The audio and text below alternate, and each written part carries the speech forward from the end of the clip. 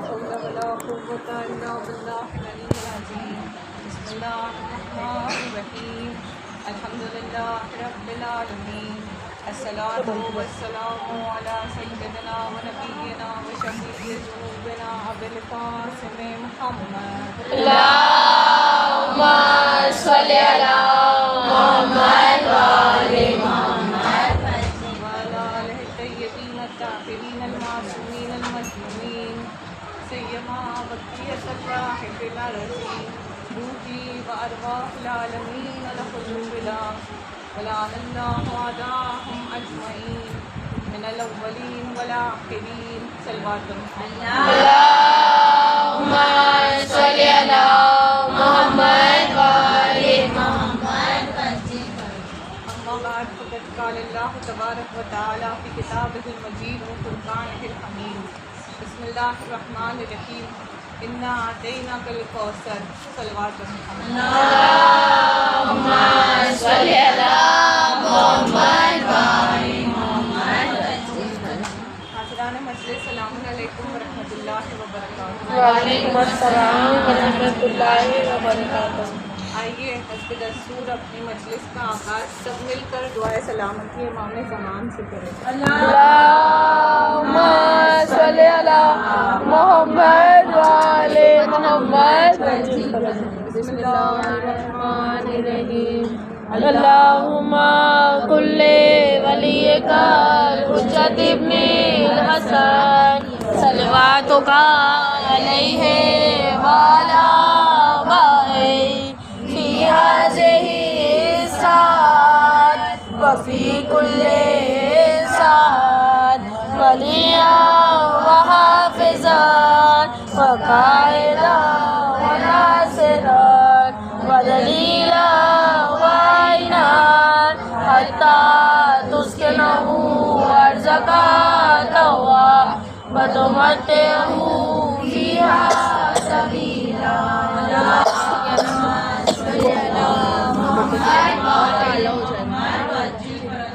تمام تعریف و ستائش اس خدائے بزرگ و برتر کے لیے ہے کہ جو رحمان بھی ہے رحیم بھی ہے. وہ خدا کہ جو ایسا رحمان ہے کہ اگر بندے اس کی اطاعت و عبادت کرنا چھوڑ دیں تب بھی وہ فراہم رزق کے سلسلے کو منقطع نہیں کرتا. اور ایسا رحیم ہے کہ اپنے بندہ مومن کی تھوڑی سی عبادت پر اسے بے حساب ثواب عطا کرے. وہ خدا کہ جو سب کچھ جاننے والا ہے، وہ خدا کہ جو سب کچھ دیکھنے والا ہے مگر آنکھ نہیں، وہ خدا کہ جو سب کچھ سننے والا ہے مگر کان نہیں، وہ خدا کہ جس نے ہمیں لاوجود سے وجود بخشا اور نہ صرف یہ کہ وجود بخشا بلکہ ہمیں محمد وآل محمد کے در سے متمسک کر. بعد حمد و ثناء پروردگار عالم ہمارا فریضہ ہے کہ ہم پروردگار عالم کا شکر ادا کریں. شکر اس خداوند عالم کا کہ جس نے ہمیں خلق کرنے کے بعد ہمارے لیے راہ ہدایت بھی مہیا، ہمارے لیے ہدایت کے اسباب بھی مہیا. اور شکر اس خدا کا کہ جس نے آج ہمیں یہ توفیق دی کہ ہم اس فرش ادا کریں. آئیے پروردگار عالم کی بارگاہ میں شکر بجا لاتے ہوئے ایک آواز بلند سلوات. اللهم صل على محمد وآل محمد. جو آیت جسے میں نے سرنامہ کلام قرار دیا ہے بہت زیادہ مشہور آیت ہے اور ہمارے یہاں بچے اس آیت سے جو ہے واقف ہیں. قرآن کا سب سے چھوٹا سورہ ہے، سورہ نمبر 108 108 اور اس کی پہلی آیت ہے بسم اللہ الرحمن الرحیم انا اعطیناک الکوثر، بے شک ہم نے آپ کو کوثر عطا کیا. یہ سورہ کے بارے میں امام جعفر صادق علیہ السلام اللهم صل على محمد وآل محمد. کہ اگر کوئی واجب نماز میں اس سورہ کی تلاوت کرتا ہے تو اللہ اسے حوض کوثر سے سیراب کرے. جو بھی اپنی واجب نماز میں سورہ کی تلاوت کرے تو اللہ اسے حوض کوثر سے سیراب کرے گا. اور پھر جتنے بھی قربانی ہوتی ہے جو ہم لوگ عید الاضحیٰ پہ قربانی کرتے ہیں، وہ جتنی بھی قربانی ہوتی ہے سب سے فرسٹ قربانی سے لے کر آخر تک قیامت کے دن تک وہ ساری قربانیوں کا اسے ثواب صرف یہ سورہ پڑھنے. آئیے دیکھیں کہ یہ سورہ جو ہے یہ کب نازل ہوا تھا.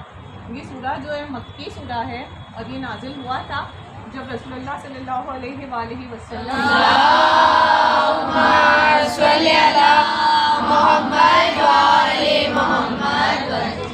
ایک مرتبہ نماز پڑھانے کے بعد باہر مسجد سے تشریف لے آ رہے تھے. تب جو ہے ایک شخص تھا جو عرب کا تھا جس کا نام ہے عاص بن ویل. عاص بن ویل جو ہے یہ آتا ہے رسول اللہ کے پاس اور کچھ گفتگو کرتا ہے. اور عاص بن ویل جو ہے یہ عرب میں جتنے بھی برے لوگ تھے نا ان سب کا سردار تھا کہا جاتا ہے. یعنی جو بھی رسول اللہ کو طعنہ دیتے تھے ان میں سب سے جو زیادہ کام کرتا تھا وہ یہ. تو یہ عاص بن ویل آتا ہے اور رسول اللہ سے کچھ گفتگو کرتا ہے اور پھر پلٹتا ہے اور جہاں پر اس کے باقی لوگ اس کے ساتھ جو تھے وہ موجود تھے وہاں جاتا ہے. تو یہ لوگ جو ہے زور سے اس سے پوچھتے ہیں کہ آج تم کس سے بات کر رہے تھے. تو آج جو ہے اس کے دل میں تو رسول اللہ کا بغض تھا ہی, تو وہ زور سے کہتا ہے میں اس سے بات کر رہا تھا جو ابتر ہے, یعنی جس کی کوئی اولاد نہیں ہے. کیونکہ ہم سب جانتے ہیں کہ رسول اللہ کے جو 2 بیٹے تھے قاسم اور جناب طاہر جنہیں عبداللہ بھی کہا جاتا ہے, وہ دونوں بچپن میں ہی گزر گئے تھے. تو اس نے جو ہے کہا طعنہ دیتے ہوئے کہ میں اس سے بات کر رہا تھا جو ابتر ہے. اور جیسے ہی رسول نے یہ سنا تو رسول جو ہے تھوڑے سے غمزدہ ہوئے کہ یہ عرب جو ہے مجھے ابتر کا طعنہ دے.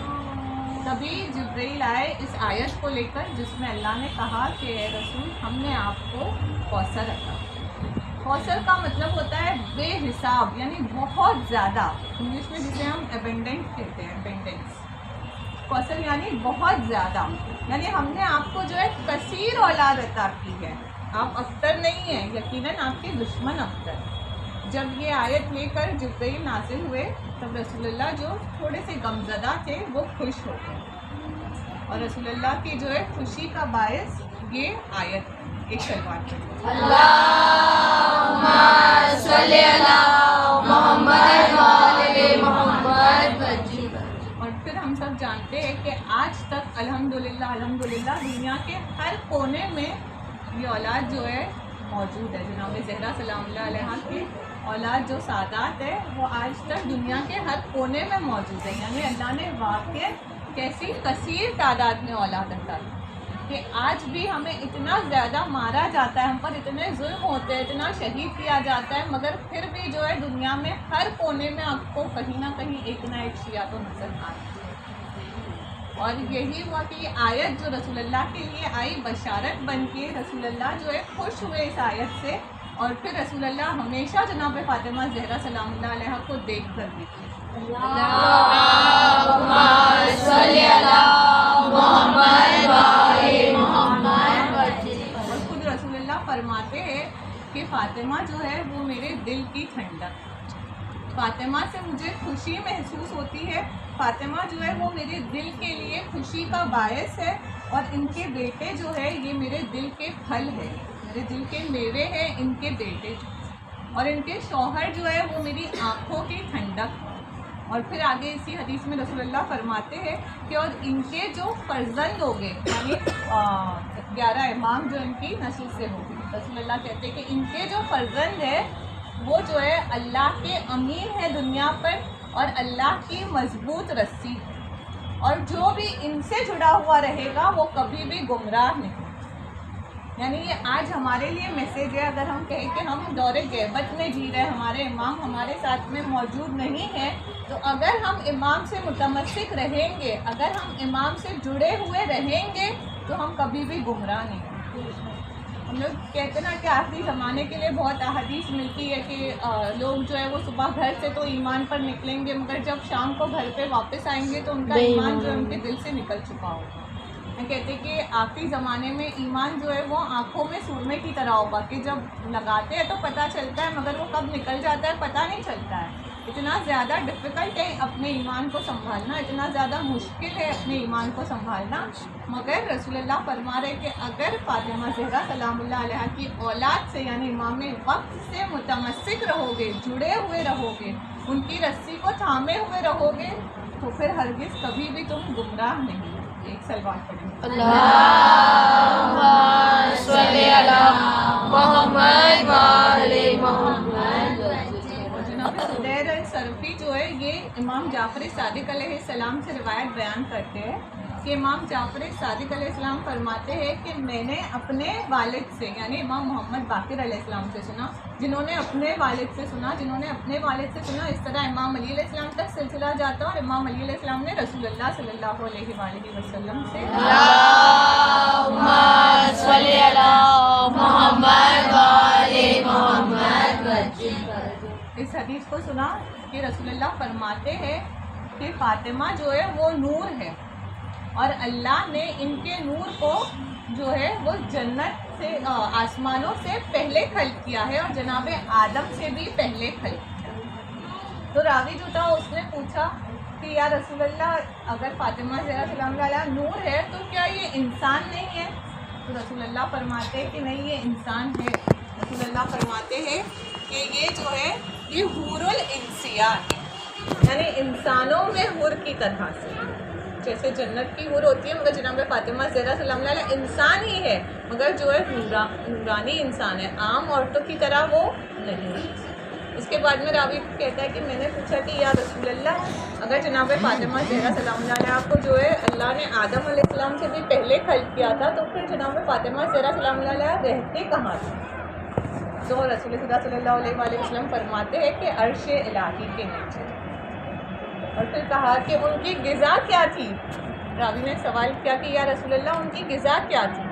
رسول اللہ کہتے کہ ان کی غذا اللہ کی تسبیح و تحمید، وہ جو ہے اللہ کی تعریف کرتی تھی اور یہی ان کی غذا تھی۔ اور پھر رسول اللہ کہتے کہ جب اللہ نے فاطمہ کو خلق کرنا چاہا، اس دنیا میں بھیجنا چاہا، تب اللہ نے مجھے جو ہے وہ معراج پر بلایا اور پھر مجھے اللہ نے ایک سیب عطا کیا۔ جبرائیل جو ہے میرے پاس آئے اور مجھ سے سلام کیا اور پھر مجھ سے کہا کہ یا رسول اللہ کا یہ حکم ہے کہ اس سیب کو آپ ابھی کھائیے، اسے ابھی نوش فرمائیے۔ سلوات پڑھیں محمد۔ اللہم صلی علی محمد وآل محمد۔ جبرائیل امین کہتے کہ یا رسول اللہ کا یہ حکم ہے کہ اس سیب کو آپ ابھی کھائیے۔ رسول اللہ نے جیسے ہی اسے توڑا کھانے کے لیے 2 ٹکڑوں میں تقسیم کیا تو اس میں سے بہت زیادہ نور جو ہے وہ آنے لگا، بہت زیادہ نور ہی نور دکھنے لگا۔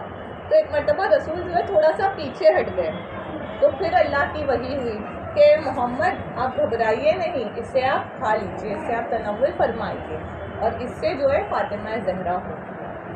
تو رسول اللہ نے اس سیب کو کھایا اور پھر جو ہے رسول اللہ جو ہے وہ اور اس کے آگے کہا کہ جبرائیل نے کہا ہے کہ اے محمد اس سیب کو کھائیے کہ اس کے ذریعے آپ کو ایک بیٹی ہوگی جس کا نام فاطمہ، جس کا نام دنیا میں فاطمہ ہے، زمین پر فاطمہ ہے اور آسمان میں ان کا نام منصورہ۔ اور پھر رسول اللہ کہتے کہ راوی نے جو ہے رسول اللہ سے پوچھا کہ یا رسول اللہ انہیں دنیا میں فاطمہ کیوں کہا گیا ہے اور آسمان میں منصورہ کیوں کہا گیا ہے؟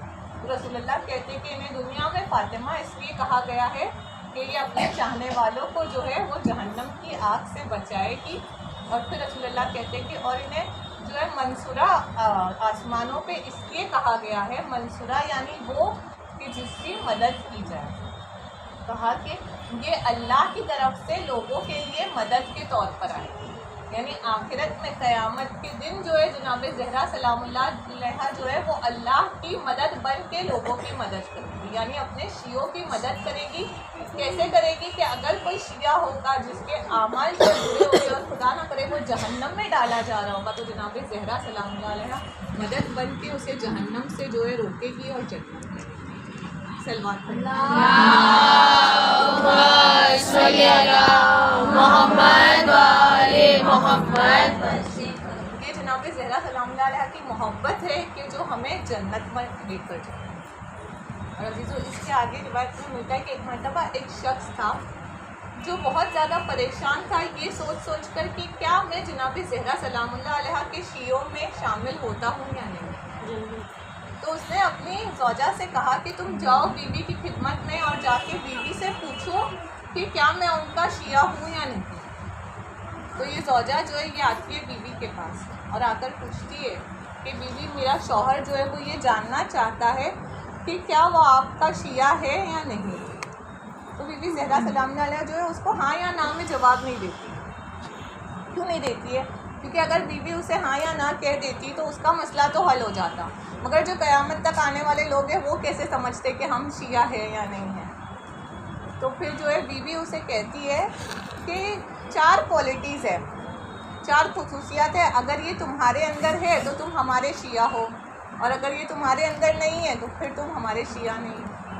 تو بیوی بتاتی ہے کہ سب سے پہلے یہ کہ ہم سے محبت کرتے ہو، دوسرا یہ کہ ہمارے دشمنوں سے دشمنی رکھتے ہو، اور تیسرا یہ کہ اللہ نے جو چیز واجب قرار دی ہے اسے تم کرتے ہو، اور چوتھا جو چیز اللہ نے حرام قرار دی ہے اسے تم دور رہتے ہو. یہ 4 چیزیں بیوی نے بتائی. تو یہ زوجہ جو ہے یہ سنتی ہے اور کہتی ہے ٹھیک ہے میں اپنے شوہر سے کہہ دوں گی، اور پھر گھر پلٹ کر چلی جاتی ہے. اور یہ جاتی ہے اور اپنے شوہر سے جو ہے یہ 4 چیزیں بیان کرتی ہے کہ بیوی نے کہا ہے کہ اگر تمہارے اندر یہ 4 کوالٹیز ہے تو تم ان کے شیعہ. تو یہ شوہر جو ہے بہت زیادہ گریہ کرنے لگتا ہے، بہت زیادہ رونے لگتا ہے، اور پھر اپنی زوجہ کو پھر سے بھیجتا ہے. اور یہ زوجہ جو ہے پھر سے بیوی کی خدمت میں حاضر ہوتی ہے اور کہتی ہے کہ بیوی میرا شوہر جو ہے وہ بہت زیادہ رویا جب آپ نے یہ 4 کوالٹیز بتائی تو یہ سن کر، اور اس نے کہا ہے کہ ہمارے اندر پہلی 2 کوالٹیز تو ہے کہ ہم آپ سے بہت زیادہ محبت کرتے ہیں اور آپ کے دشمنوں سے جو ہے برات بھی بہت زیادہ کرتے ہیں، مگر جو تیسری اور چوتھی کوالٹیز ہے وہ کبھی کبھی ہم سے نہیں ہو پاتی. کبھی کبھی ہم سے واجبات چھوٹ جاتی ہے کیونکہ ہم انسان ہیں، تو ہم سے کبھی جو ہے واجبات چھوٹ جاتی ہے، اور کبھی کبھی ہم سے جو ہے کوئی حرام کام بھی انجام دے دیا جاتا ہے. ہمیشہ یہ نہیں ہوتا کہ ہم اپنے آپ کو جو ہے حرام سے محرمات سے بچا کر رکھیں. تو پھر کیا ہم آپ کے شیعہ نہیں ہیں؟ بیوی نے کہا کہ نہیں تم ہمارے شیعہ. اور بیوی نے کہا کہ اگر تمہارے دل میں ہماری بہت زیادہ محبت ہے اور اگر تم ہمارے دشمنوں سے جو ہے وہ برات رکھتے ہو تو تم جنت میں جاؤ گے. ایسا نہیں ہے کہ تم جہنم میں جاؤ گے، لیکن جو ہے تمہارے گناہوں کی وجہ سے تمہیں سزا ملے گی. تم ہمارے شیعہ ہو، تم جنت میں ہی رہو گے، ہمیشہ کے لیے جو تمہارا ٹھکانہ ہے وہ جنت ہی ہے، مگر یہ کہ تم جو ہے اپنی سزا جو ہے وہ بھگتو گے اور پھر تم جنت میں. اور ہم سب جانتے ہیں کہ ہمیشہ یہ کہا گیا ہے کہ اہل بیت علیہ السلام کی محبت جو ہے اس سے کبھی محبت، ولایت اور جو ہے دشمنی یہ ہمیشہ ہمارے اندر ہونی چاہیے، کیونکہ خود رسول اللہ صلی اللہ علیہ وآلہ وسلم اللہم صلی علی محمد وآل محمد. اللہ فرماتے ہیں جناب سلمان سے کہ اے سلمان میری بیٹی فاطمہ کی محبت جو ہے وہ تمہیں 1000 جگہ پہ کام آئے گی. مرنے کے بعد تمہیں 1000 جگہ پر یہ محبت جو ہے یہ کام آئے گی، جس میں سب سے جو آسان مرحلہ ہوگا وہ فشار قبر. دیکھیں ہمیں کتنا زیادہ پتہ ہے کہ فشار قبر یعنی کتنا سخت مرحلہ ہے، وہ کتنا زیادہ اس میں جو ہے انسان کو جو ہے تکلیف ہوتی ہے، مگر اس وقت بھی بیوی کی محبت ہے جو سب سے آسان جو ہے وہ فشار قبر ہے. یعنی اس کے بعد تو جو بھی مرحلے وہ اور زیادہ مشکل ہے، مگر وہ سارے مرحلے جو ہے وہ 1000 مرحلے جو ہے ان سب سے ہمیں یہ محبت بچے. اور دوسری چیز کیا ہے کہ ہمیشہ بیوی کے دشمنوں سے نفرت کرے. اور بیوی کی محبت کے بارے میں امام جعفر صادق علیہ السلام محمد وآل محمد.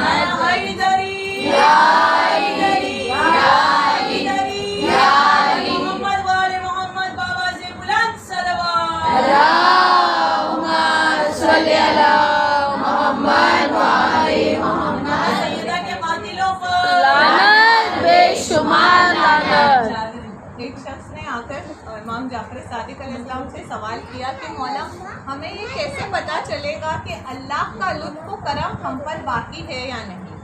ہم کیسے جانیں کہ اللہ کا لطف و کرم ہمارے اوپر ہے یا نہیں؟ تو امام کہتے ہیں اگر تم جاننا چاہتے ہو کہ اللہ کا لطف و کرم تم پر ہے یا نہیں تو یہ دیکھو کہ تم فاطمہ زہرا سلام اللہ علیہا سے محبت کرتے ہو. یعنی جو بیوی سے محبت کرتا ہے وہ جان لے کہ اللہ کا لطف و کرم اس پر ہے. اگر آج یہاں بیٹھے ہیں بیوی کا ذکر کر رہے ہیں ان کا ذکر سن رہے ہیں تو پھر جان لے کہ اللہ کا لطف و کرم ہم پر. اور پھر بیوی کے دشمنوں سے برات کے بارے میں 2-3 حدیث انشاءاللہ کہ بیوی کے دشمنوں سے برات کے لیے لوگ جو ہے آج کل بہت کہتے ہیں کہ برات تو جو ہے وہ دل میں ہونا چاہیے اور جو ہے زبان سے بولنے کا کیا مطلب ہے کہ وہ بہت سارے اعتراضات اٹھتے ہیں آج کل. مگر ہم یہ جانیں کہ جو ہے یہ چیزیں جو اعتراض کرنا ہے یہ آج کل نیا نہیں آیا ہے, یہ بہت پہلے سے چلتا ہوگا. اور ہم دیکھیں کہ یقیناً ہم نہیں کہہ رہے کہ جا کر کھلے عام سارے جو ہے غیر شیعہ میں جا کر آپ برات کریے, نہیں, لیکن اپنے گھر میں اپنے بند دروازے میں اپنے بچوں کے سامنے تو کم سے کم انہیں تو لعنت کرنے کا سلیقہ پتہ ہو. اگر ہم اپنے گھر میں بھی لعنت نہیں کریں گے تو ہمارے بچوں کو کیسے پتہ چلے گا کل کے لعنت کرنا ہے. اور پھر یہ لعنت کی اتنی زیادہ فضیلتیں ہیں, آپ سب جانتے ہیں. ہم لوگوں نے نظر علی میں بھی اس انسیڈنٹ کو ابھی مولانا سے سنا تھا کہ ایک شخص تھا جو کعبے کا طواف کر رہا تھا اور جب امام گئے اور پھر امام نے اسے سلام کیا کیونکہ وہ صلوات پڑھ رہا تھا اور دوسری مرتبہ وہ لعنت پڑھ رہا تھا تو امام نے اسے سلام بھی نہیں کیے. یہ بول کے جب اس نے پوچھا کہ مولا آپ نے مجھے دوسری مرتبہ سلام نہیں کیا تو امام کہتے کہ میں نہیں چاہتا تھا کہ تمہیں تھوڑا سا بھی ڈسٹرب کروں لعنت, یعنی میں چاہ رہا تھا کہ تم لعنت پڑھو کیونکہ اس کی اتنی زیادہ فضیلت.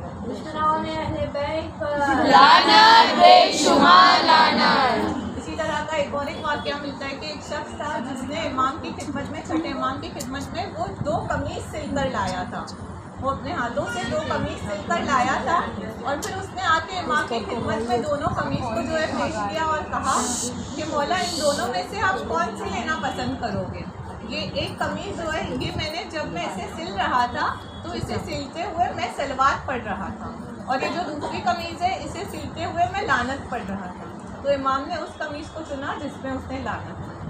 اور امام کہتے ہیں کہ لعنت جو ہے اس کے بنا صلوات جو ہے وہ ادھوری ہے. یعنی صلوات قبول تبھی ہوگی اگر دل میں جو ہے برات ہوگی ان لوگوں سے, ان تینوں سے اگر برات ہوگی تبھی ہماری صلوات جو ہے وہ قبول ہوگی. 1 2 3 4 لعنت بے شمار لعنت. امام محمد باقر علیہ السلام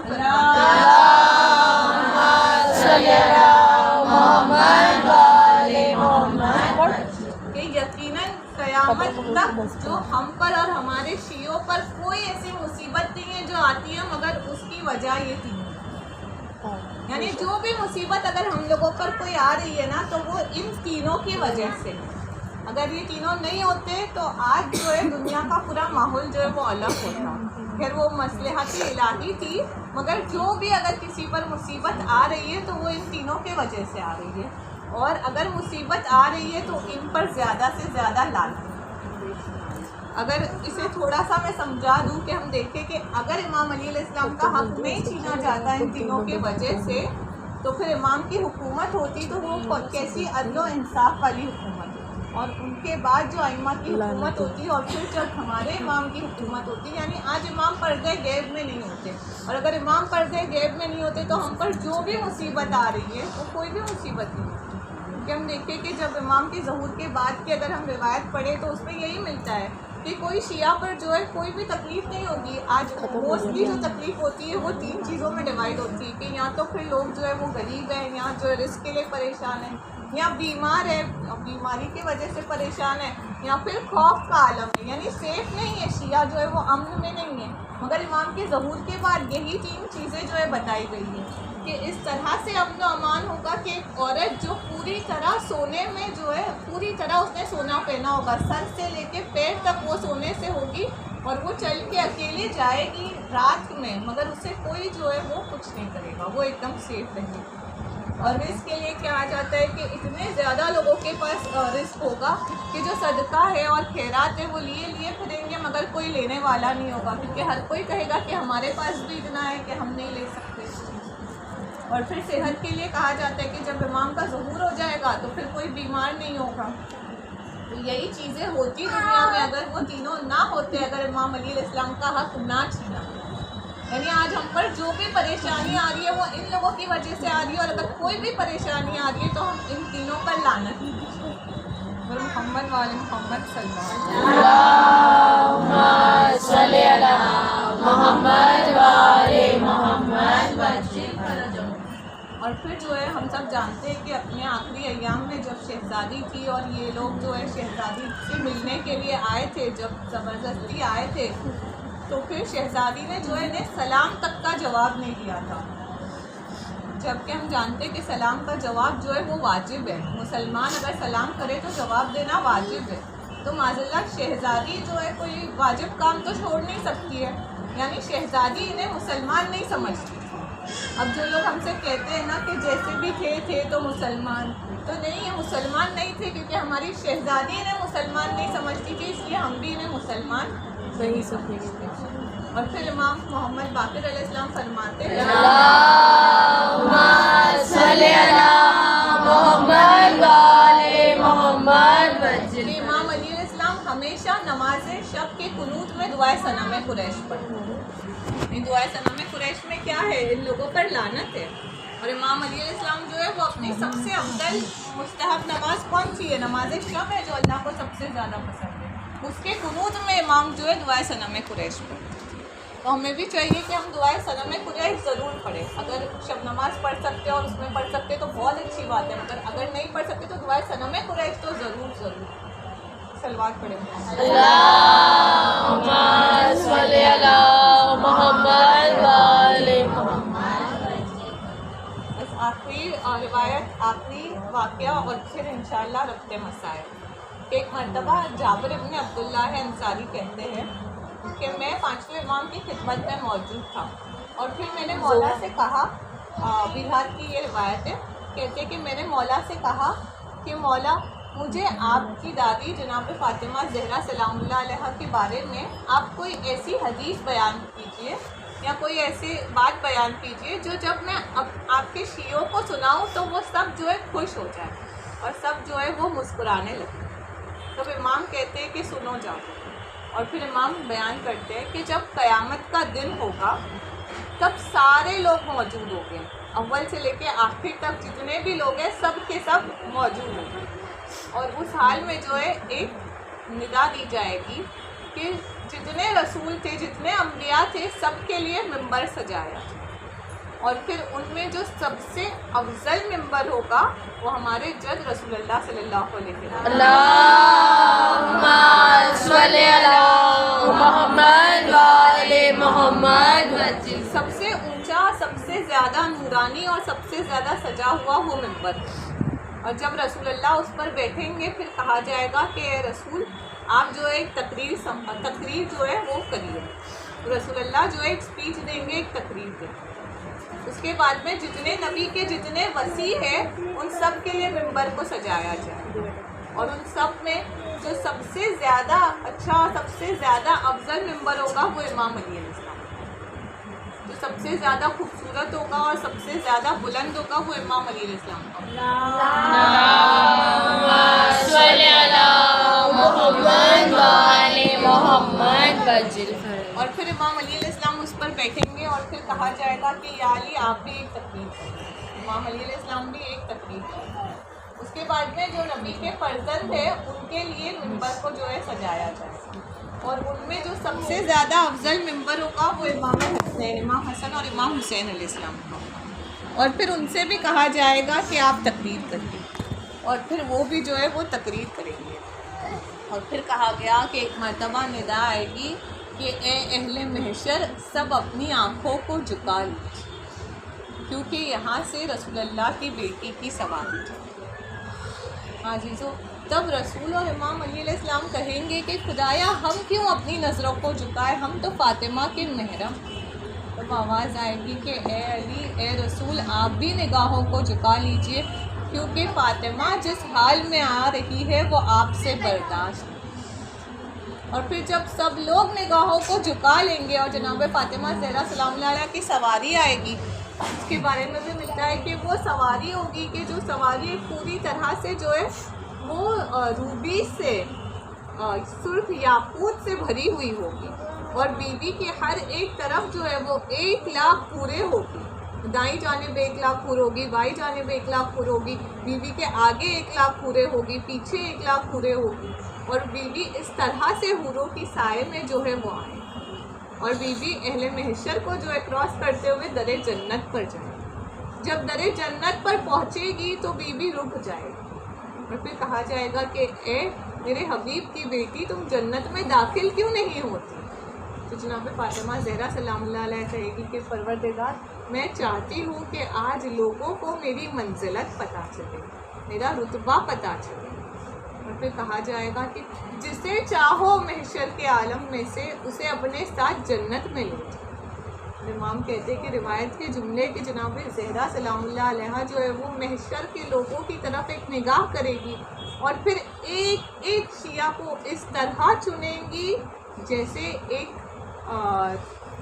جو ہے پنچھی جو ہوتا ہے، کبوتر جو ہوتا ہے، یا ایک برڈ جو ہوتا ہے، وہ خراب دانوں کو ہٹا کر اچھے دانوں کو، ایسے جناب زہرا ایک ایک شیعہ کو چنیں، اور پھر یہ شیعہ بھی جو ہے یہ در جنت کی طرف بیوی کے ساتھ بڑھے، مگر یہ لوگ بھی در جنت پر جا کر رک جائیں، اور پھر جب یہ رکیں گے تو اللہ کہے گا کہ اے میری حبیب کی بیٹی کے چاہنے والوں، تم کیوں رک گئے ہو؟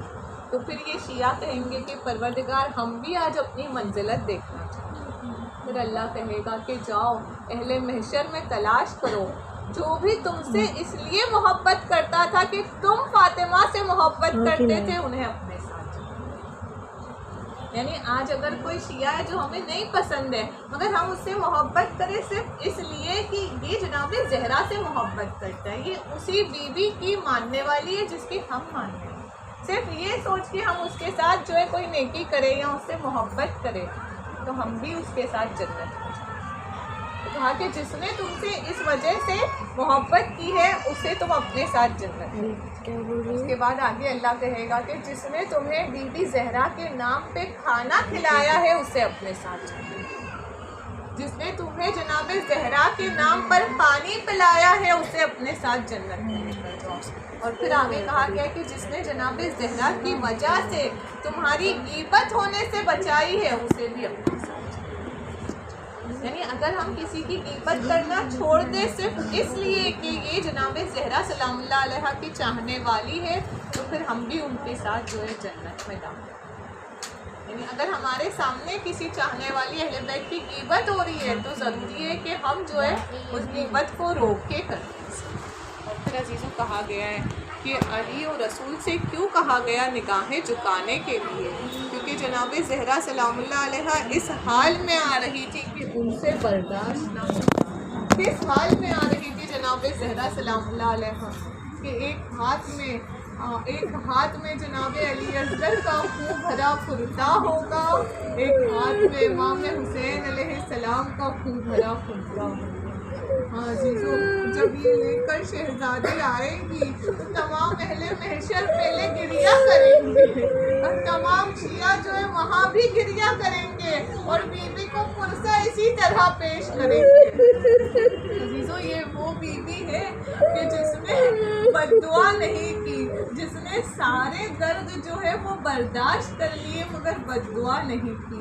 ہاں عزیزو، جب دروازے کو جلایا جا رہا تھا نا، تب جو ہے وہ دوسرا خلیفہ جو ہے وہ معاویہ کے لیے خط میں لکھتا ہے کہ معاویہ تو جانتا ہے جب میں نے دروازے کو جلایا اور پھر جب زہرا پر وہ دروازہ گرایا تھا تو ایک مرتبہ میرے دل میں ایک مرتبہ یہ خیال آیا تھا کہ یہ ہمارے رسول کی بیٹی ہے اور مجھے یہ کام نہیں کرنا چاہیے، مگر فوراً میرے دل میں علی کی جو بغض تھی اس کا خیال آیا، اور میں نے سوچا کہ یہ انہی کی زوجہ ہے جس نے ہمارے بزرگوں کو جنگوں میں شہید کیا ہے۔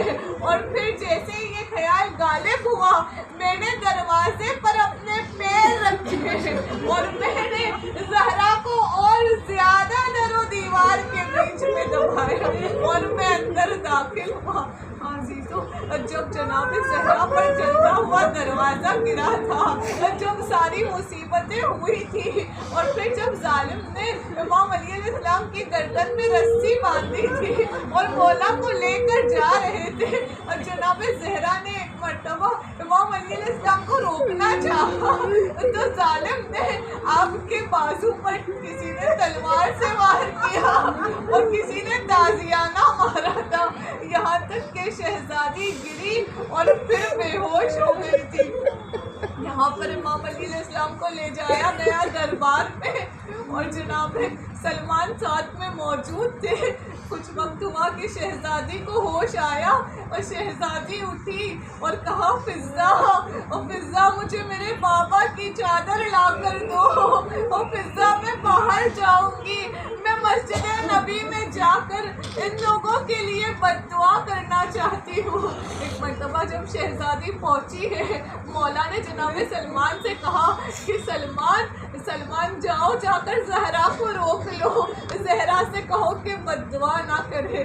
جب جناب سلمان آئے اور کہا کہ شہزادی، مولا نے کہا ہے کہ بد دعا نہ کریے، شہزادی کہتی ہے اے چچا سلمان، میں اس امت کے لیے کیسے بد دعا نہ کروں، انہوں نے میرے بابا کے جنازے کو چھوڑ دیا اور سقیفہ کے لیے چلے گئے۔ اے سلمان میں نے صبر کیا، سلمان انہوں نے میرا حق چھین لیا، انہوں نے باغ فدق چھین لیا، مگر میں نے صبر کر لیا۔ سلمان یہ میرے دروازے پر آگ لے کر آ گئے، انہوں نے میرے در کو جلا دیا، مگر میں نے صبر کر لیا۔ سلمان انہوں نے میرے بچوں کو اذیت دی، مگر میں نے صبر کر لیا۔ سلمان ان کی وجہ سے میرا محسن شہید ہو گیا، مگر میں نے صبر کر لیا۔ سلمان اب یہ امیر المومنین کو لے کر گئے، اب میں صبر نہیں کر سکتی، اب میں بد دعا کرنا چاہتی ہوں۔ مگر جناب سلمان کہتے ہیں کہ شہزادی آپ کے شوہر امیر المومنین نے ہی کہا ہے کہ آپ بد دعا نہ کریے، اور یہی وجہ تھی کہ شہزادی رک گئی اور بد دعا نہ کی ان لوگوں کے لیے۔ عزیزوں روایت میں ملتا ہے کہ مسجد نبی کی دیواریں اتنی زیادہ بلند ہو گئی تھی کہ ایک انسان آسانی سے نیچے سے گزر سکتا تھا، صرف شہزادی کی بد دعا کے لیے سوچنے کے بنا پر۔ اگر شہزادی بد دعا کر دیتی تو تمام لوگ ہلاک ہو جاتے، مگر آپ نے صبر کیا، اور یہی وجہ تھی کہ جناب زینب نے بھی ہر ظلم پر صبر کیا۔ جب زینب کی چادر چھینی گئی، زینب نے صبر کر لیا۔ جب زینب نے بھائی پہ چلتا ہوا خنجر دیکھا، زینب نے صبر کیا۔ جب زینب کو دربار میں ایک شرابی سے کلام کرنا پڑا اور اس کے منہ سے زینب کا نام سننا پڑا، زینب نے تب بھی صبر کر لیا۔ امام زمانہ علیہ السلام کے ظہور میں تعجیل فرما تاکہ وہ آ کر جلد از جلد ظلم کا انتقام لے سکے۔ خدایا یوسف زہرا سلام اللہ علیہ کے ظہور میں تعجیل فرما، خدایا منتقم خون حسین کے ظہور میں تعجیل فرما، خدایا امام زمانہ علیہ السلام کے ظہور میں تعجیل فرما۔ پروردگارا بحق محمد وآل محمد جس نے ہم سے دعا کرنے کے لیے کہا ہے ان کی دعاؤں کو قبول فرما۔ پروردگارا بحق محمد وآل محمد دنیا میں جہاں بھی شیعہ کے حیدر قرار ہو، ان کی جان مال عزت آبرو ایمان کی حفاظت فرما، ان کے صدقے میں ہمارے ایمان کی بھی حفاظت فرما۔ پروردگارا بحق